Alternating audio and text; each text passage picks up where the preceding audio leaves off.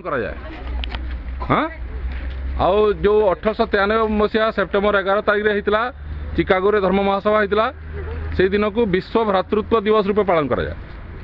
धर्मर वास्तविक तात्पर्य कौन स्वामी विवेकानंद से बुझे जीवन लक्ष्य कौन आमर से बुझे जीवन लक्ष्य हूँ सत्य प्राप्ति निजर वास्तविक स्वरूप को जाना एवं समस्त भितर निजक देखा यहाँ हूँ वास्तविक जीवन लक्ष्य से कहते arise awake and stop not till the goal is reached जे पर्यंत तुम लक्ष्य प्राप्त न होई विश्राम नियो नहीं।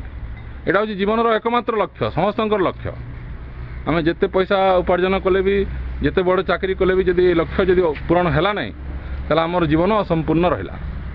तेणु प्रत्येक दिन ध्यान अभ्यास कर। स्वामी विवेकानंद 4टी बही लिखिं ज्ञान योग समस्ते कह कर्मयोग भक्ति योग राजयोग यही 4टी योग भितर योग योग नुहे योग सेटा यही 4टी योग भितर कौन से गोटे हो 2टी हो 3टी हो 4टी जाक हो जदि आम पालन करवा ताले यही लक्ष्य आमर पूरण हो पार।